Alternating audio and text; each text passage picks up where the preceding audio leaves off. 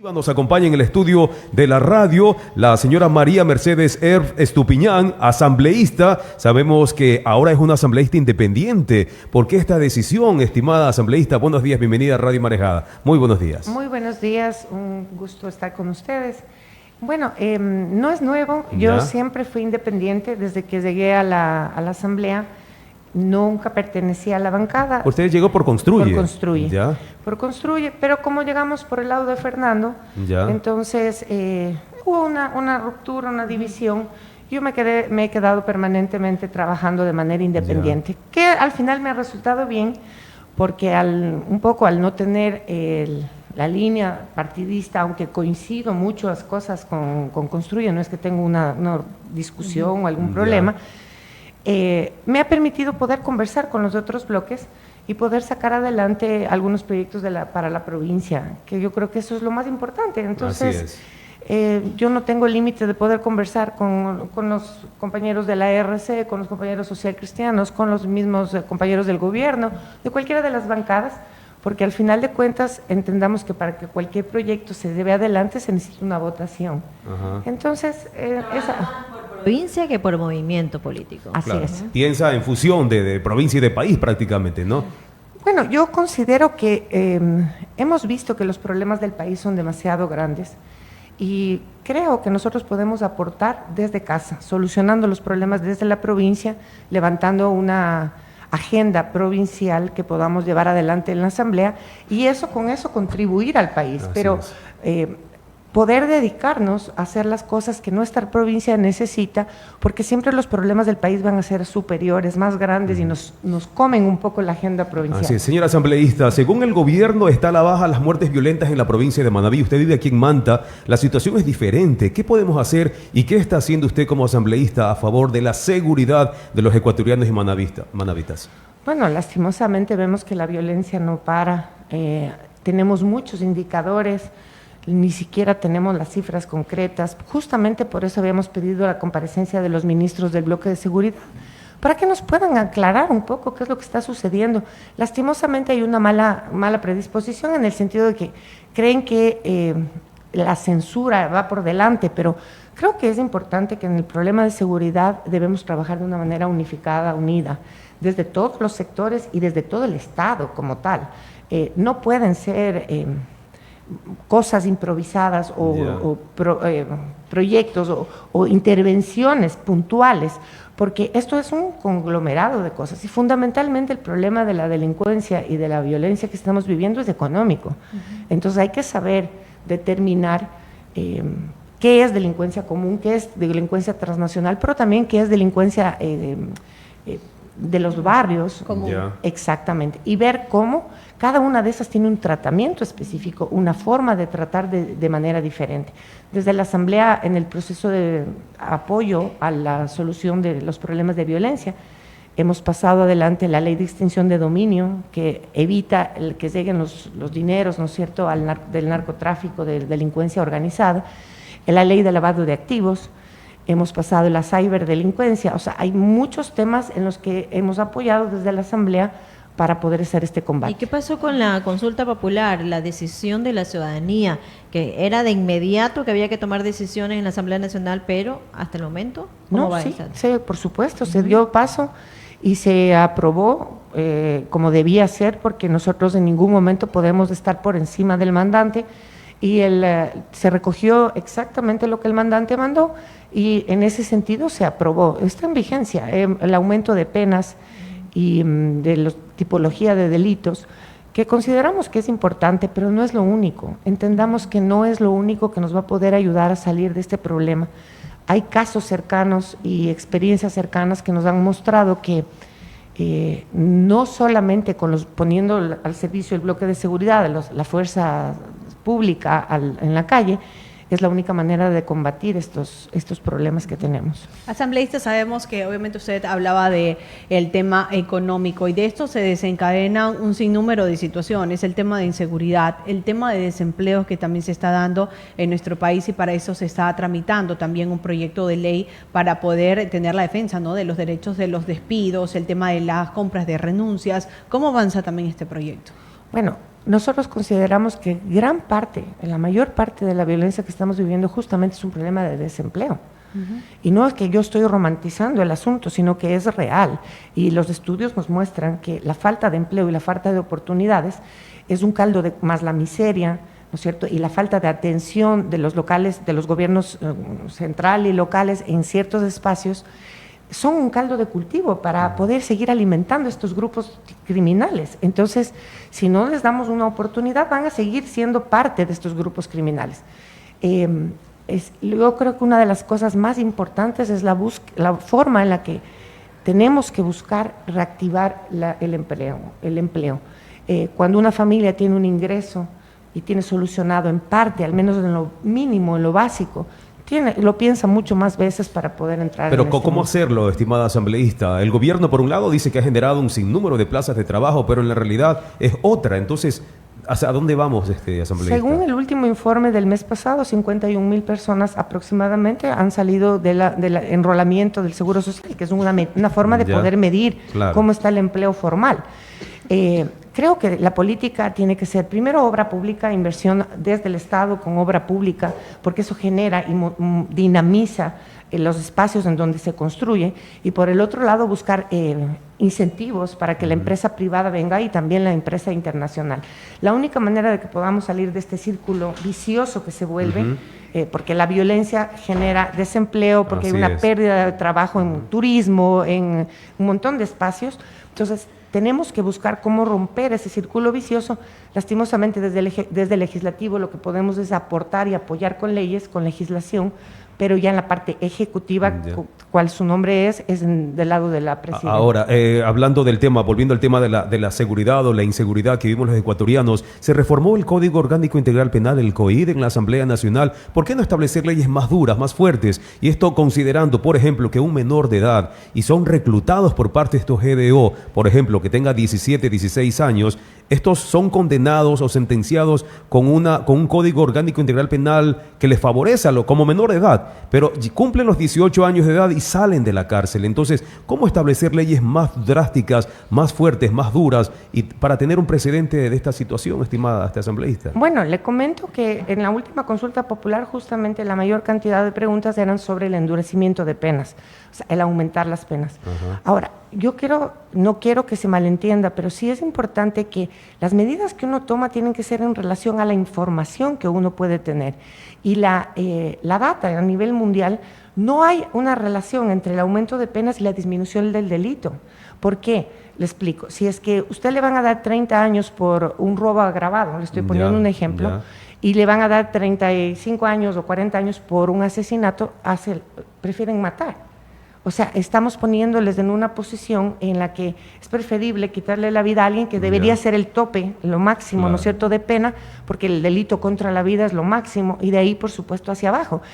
Lastimosamente no hay una data. Yo creo que es un conjunto de actividades que debemos hacer desde los distintos sectores, involucrar todos los espacios de los ministerios, desde el Ministerio de Cultura. Le digo una cosa, el Ministerio de Cultura debería estar en una gran campaña y en una forma de relacionarnos con menos violencia en cada uno de los ministerios, el Ministerio de Bienestar Social, el Ministerio de Vivienda, el Ministerio de Obras Públicas, deberían estar centrados en una agenda de seguridad, porque la seguridad es transversal a toda la sociedad. Desde las alianzas que pueda hacer el Ejecutivo con los gobiernos autónomos descentralizados, que conocen más su población, pueden tener un mapeo de cómo ir previniendo estos delitos en sus espacios. La empresa privada, los ciudadanos. Este no es un problema que creo que se pueda solucionar solamente desde el Ejecutivo y sacando la fuerza pública a la calle. Ahora, implementar la cadena perpetua, la pena de muerte, eso no se puede instalar en nuestro país ahora. Habría que reformar la Constitución, creo. Habría que reformar la Constitución y creo que eso es una pregunta que deberíamos hacer a la ciudadanía. Pero lo que le vuelvo a repetir, lastimosamente hemos visto en países incluso cercanos que tenemos aumento de penas drásticas, incluso pena de muerte. No hay una reducción del delito. O sea, no es la solución entonces aumentar las penas. Es que no necesariamente. Por supuesto, debemos ser absolutamente contundentes con la respuesta la respuesta a frente Pero, a los asambleísta, delitos. no tenemos garantía jurídica, porque si no se Exacto. trabaja en sinergia con la fuerza del orden, con lo que ellos están desarrollando de coger a un delincuente, llevarlos, pero ¿qué pasa ya en el sistema Exactamente. judicial? A veces no se da como está la normativa en la Constitución. Eso es lo que justamente le digo. No es solamente el hecho de que cojamos presos a los delincuentes, sino cómo funciona el resto de las instituciones del Estado.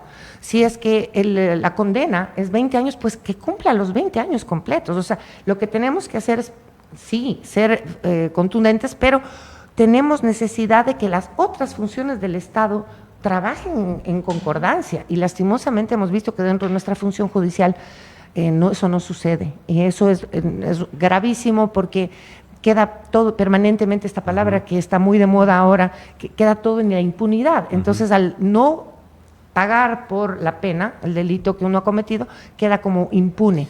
Pero no solamente eso, necesitamos articular de otra manera para evitar que toda esta población que está en la miseria siga nutriendo las bases de estos grupos delincuenciales. Y qué importante es su intervención, que nos dé a conocer a la ciudadanía lo que hace usted y lo que hace la Asamblea Nacional. El criterio común de la ciudadanía, mira, hay un mensaje que llega, dice, para todos los asambleístas, solo se la pasan en la Asamblea iniciando juicios políticos y peleando entre ellos, pero no por el bienestar del pueblo. Entonces, hemos visto esto, ¿no? Que hay juicios políticos para para funcionarios de gobierno, para exfuncionarios, pero en realidad para el tema de legislación y fiscalización todavía falta mucho, asambleísta. Bueno, le cuento que en este poco tiempo, que estamos más o menos un año aproximadamente, hemos aprobado 27 leyes orgánicas. Es bastantísimo. Es un trabajo legislativo muy profundo, y le pongo el ejemplo. Pero que son desconocidas leyes, o sea, no se las aplica, no sabemos nosotros cuáles son esas leyes. O sea, lastimosamente a veces el trabajo legislativo es un poco etéreo, la gente no lo siente de manera práctica. Le voy a poner un ejemplo. ¿Ya? Todos hemos oído que ahora Manta y los cantones costeros van a tener la posibilidad de hacer la contratación de plantas desalinizadoras y también el emisario submarino para hacer un tratamiento de saneamiento ambiental. Ajá. Le digo, eso trabajamos de manera conjunta, y era una modificación de unos pocos artículos del COTAC que pudimos llevar adelante, digo en este sentido pudimos, pero pude llevar adelante dentro de las mesas, y eso da una resolución práctica. Entendamos que muchas de las cosas que hacemos en la Asamblea a veces no se entienden, pero se viven día a día. Entonces sí es importante, que el trabajo que hacemos es bastante importante. Y en el caso de lo que dice el señor que nos ha escrito, yo entiendo la sensación que tienen, pero muchas veces entendamos que dentro de la Asamblea, al ser un elemento político, existen muchos bloques y muchas posturas, y generalmente lo que pasa es que nos generalizan a todos y nos ponen a todos en el mismo saco. Pero falta entonces, asambleísta, mayor difusión de lo que están haciendo, mayor comunicación, y también por parte de la ciudadanía, que tengan también ese interés y esa cultura de poder buscar también la información a través de las plataformas donde ustedes también dan a conocer lo que están haciendo. Sí, o sea, creo que podemos tener un mejor retroalimentación, y a veces sí nos hace falta comunicar un poco lo que se está haciendo, pero decirles que no nos generalicen, no todos somos exactamente lo mismo. Si bien es cierto, es un espacio político, y ese espacio político de debate normalmente es lo que causa, ¿no? O sea, que se ve hacia afuera, es el conflicto, pero el debate es sano. Mientras sea una crítica constructiva para poder mejorar las opciones, es un debate que se necesita y que se requiere, porque siempre van a haber posturas, y a través del debate de ideas, de razonamiento, de motivación, yo puedo cambiar su criterio dándole unas buenas motivaciones. Ahora, señora asambleísta, dentro del marco de la fiscalización que usted tiene a su cargo, el gobierno nacional ha aumentado el IVA del 12 al 15%. ¿Ustedes les ha llegado un informe económico de cuánto ha recaudado el Estado del gobierno en estos meses del incremento del IVA? ¿Hacia dónde va ese dinero? ¿Qué es lo que están haciendo con esto, señora asambleísta? Justamente hemos pedido desde los diferentes espacios la información, porque queremos saber. Yo estoy en la Comisión de Régimen Económico y Tributario, y en nuestra comisión permanentemente tienen que venir los ministros, los sectores, ¿no es cierto?, a comentarnos cómo está el uso de ese presupuesto que se aprueba al inicio de la gestión. lastimosamente en el primer trimestre de la gestión, que ya fueron los niveles de uso del presupuesto son bajísimos. Ya. Nosotros sí hemos hecho un llamado de atención en el sentido de que usted no puede tener, hagamos así para que la gente nos entienda, Ajá. tiene la cuenta con dinero y no la usa. Claro. Peor aún en los sectores que estamos viviendo. En el sector, por ejemplo, lo que el Ejecutivo hoy día está entregando en los diferentes sectores, ambulancias, chalecos, armamento, no es comprado por este gobierno, es comprado por el gobierno anterior. Ajá, de Guillermo Lazo. Exacto. Sí, así es. Ajá. Entendemos que los procesos de compra pública son complejos, pero si es que no se usa el presupuesto como debe usarse, es una cosa terrible, porque el no uso de ese presupuesto significa la no implementación de una política Claro. pública, de lo que llegue a la gente, ¿no es cierto? O el dinero lo derivan a otra cosa, no precisamente para el conflicto interno que tenemos. Pero es necesaria la Lastimosamente- transparencia para eso, ¿no? Exactamente. Y eso es el importante cuando hablábamos de los juicios Ajá. políticos. Entendamos que un juicio político es llamarle a rendir cuentas a un ministro porque ese sector no está funcionando. Vemos en la ciudadanía y recogemos desde la ciudadanía lo que pasa y lastimosamente se ha entendido como una destrucción o como una oposición al gobierno. No, es un llamado de atención de que ese ministerio, ese sector no está funcionando y deben girar el timón. ¿Son necesarios entonces los juicios políticos? Y en cuanto a la fiscal general del Estado, ¿usted estaría, cómo evalúa de pronto su función o amerita también que ella también se someta a este juicio? Bueno, por eso se llaman políticos, ¿no es cierto? Yo creo que la señora fiscal ha hecho un muy buen trabajo, no creo que sea necesario que le debemos a un juicio político. Sin embargo, ya está planteado, hay que evacuarlo y yo creo que para ella va a ser un muy buen escenario para poder desvirtuar, ¿no es cierto?, todas las acusaciones o el proceso que se le está Muy siguiendo. bien, por acá hay un comentario de un ciudadano, dice a la señora asambleísta, deberían darle garantías constitucionales a los policías que todo delincuente que ande con un arma pueda ser abatido en ese momento, ahí se acaba la delincuencia, ahí se acaba todo y tienen temor de la ley, eso se debería hacerse, dice desde el inicio. Bueno, hay el uso progresivo de la fuerza. Hemos visto con sorpresa que ha sacado recién un decreto el señor presidente pidiendo que la fuerza pública reordene modifique su reglamento interno. Pero el uso progresivo de la fuerza está establecido en la Constitución y está en todos, la fuerza, tanto policía como militares, tienen todo la capacidad de poder responder en el mismo nivel de violencia con el que Pero recibe. no es garantista, por ejemplo, hay más garantía para el delincuente que para la propia persona que se defiende, que va en defensa. Miren lo que pasó con este chico de la ciudad de Guayaquil. El presidente dijo, le voy a dar indulto si es que la justicia falla en contra de él. Entonces, ¿qué hacer ante esta situación? Bueno, en el caso de un civil es una cosa, pero en el caso de la policía es otra. Y yo creo que sí es importante entender que necesitamos una policía que pueda actuar, que pueda defenderse y que pueda responder en el mismo nivel, ¿no es cierto?, de violencia que recibe. Lo que sí tenemos es también precautelar de que no haya un abuso de esa fuerza, porque así como existen delincuentes, puede existir y han habido casos puntuales, por supuesto, no estoy hablando mal de nuestra fuerza pública en lo absoluto, sino que hay veces que ha habido casos puntuales en donde hay un abuso sobre el civil, pero en este caso están en todo el derecho y es más, garantizados de que puedan usar la fuerza.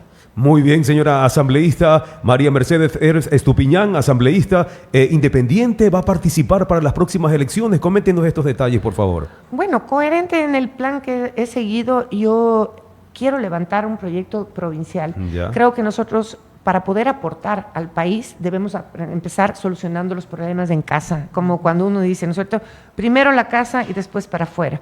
Y me han invitado a participar como asambleísta en primer puesto en un movimiento provincial que se llama Gente Nueva y que estamos por cerrar una alianza con otro movimiento provincial del norte, Soy Manaba, y estamos levantando una agenda del territorio, de la provincia de Manabí. ¿Cuáles son las prioridades que tenemos como provincia desde el legislativo? ¿Cómo podemos apoyar? Que creo que va a ser la mejor forma de apoyar al país. No, uno llega a la asamblea y los problemas del país son tan graves todos los días que sin querer uno a veces deja relegada una agenda provincial porque los problemas del país son demasiado graves. Entonces, yo creo que la mejor forma de aportar es poder dedicarnos, como lo hemos hecho hasta ahora, Ya. como les contaba, ¿no? Hay algunos temas que podríamos conversar en otra oportunidad de Ajá. todo lo que se ha hecho por la provincia, que son cosas prácticas, puntuales. Y por eso he aceptado y vamos a esa candidatura. ¿En qué puesto está usted? En primer puesto. Primer puesto de la lista Gente Nueva. Gente La Nueva 97, lista 97, movimiento Exacto. provincial, ¿no? Movimiento ¿Quién es su provincial. alterno, estimada asambleísta? Mi alterno se llama Hernán Salcedo. Ah, Viene Hernán del- Salcedo, Ajá, viene ya. del sector del transporte, ya Ya, estuvo ya. en la política.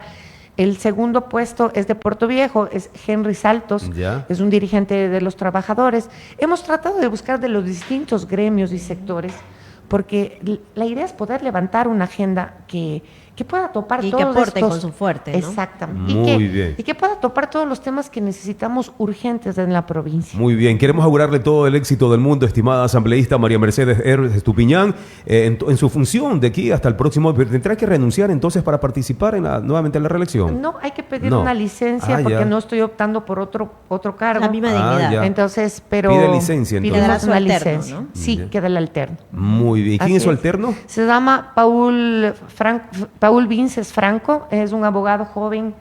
¿De dónde es él? ¿De aquí de Manta? De aquí de Manta, es Ah. hijo de la doctora, de una abogada, Mónica Franco, que es incluso profesora de la universidad. Ah, ya. Muy conocido. El muchacho digo muchacho porque Ya, es bastante joven. menor que yo, pero Ya. fue un summa cum laude, o sea, es una persona con muchísima experiencia, conocimiento y tiene una especialidad justamente en ciberdelincuencia. Entonces, Ah, ya. Ah, qué bueno. Es o muy sea, la preparado. parte legal, ¿no? Es un abogado, pero con una especialidad. Entonces, creo que podemos hacer un muy buen equipo. Ya. Yo invito a toda la ciudadanía que se sume con proyectos, con cosas prácticas. A veces, imagínense, cambiamos una ley que es la ley del abigeato, que en la capital a lo mejor no la entienden, Así pero es. en nuestras zonas rurales Bastante, claro. sabemos que la gente vive de la cría de chivos, de la cría de ganado, y para eso es importante. Entonces, ese tipo de cosas las podemos ir Pero, levantando. y asambleísta, vamos- en vista también del tiempo corto que tiene esta asamblea, prácticamente denominada una asamblea transitoria,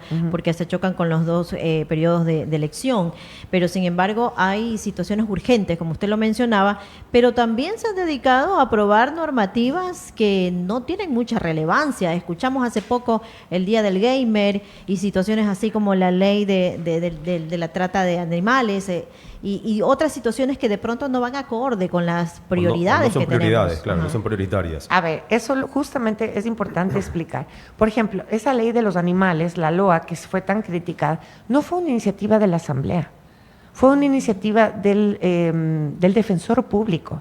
A través de una disposición de la Corte, el defensor público necesitaba enviar una ley en defensa de los animales y fueron los grupos extremistas de animales que levantaron esa ley y llegó a la Asamblea. En la Asamblea no nos queda otra alternativa que Claro, tramitarla. tratarla, claro. Sí, pero por supuesto no se le iba a dar paso porque había cosas que se van en contra. Yo creo que nadie, yo soy defensora de la vida, pero la primera vida que debemos defender es la de los seres humanos. Por supuesto, nuestros Ya. compañeros animales merecen, ¿no es cierto?, una vida digna, pero ya había cosas que son fuera de lo... Ya, y tenía que tramitarla, como usted dice, ¿no? Había Muy bien. obligación. Listo, estimada asambleísta. En otra oportunidad seguiremos conversando con usted. Hay Con mucho todo que el- hablar, ¿ah? con todo el Y es un gusto del gusto que mundo. una mantense esté en representación de la Asamblea Nacional, justamente defendiendo nuestros intereses.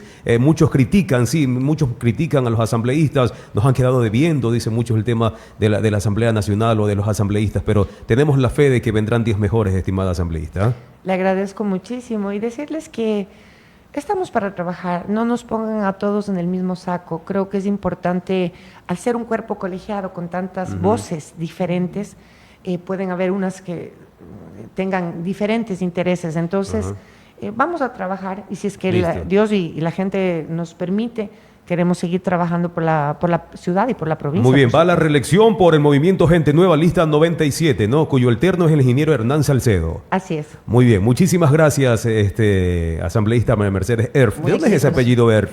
Es alemán. Alemán. Es alemán. Tiene descendencia Mis abuelos, alemana, entonces. sí. Ah, ya. Sí, pero con un amor profundo por la provincia. A veces me dicen, usted habla como serrana y defiende. A veces uno cuando mira puede amar mucho más un lugar que los mismos propios. Entonces, a mí me ha dado lo mejor que tengo en la vida, que son mis hijos. Ya. Y Una familia. La familia, la Ajá. calidez. Y creo que es importante poder retribuir. Listo. Muchísimas gracias. María Mercedes Erf, asambleísta independiente. Muy amable. Gracias.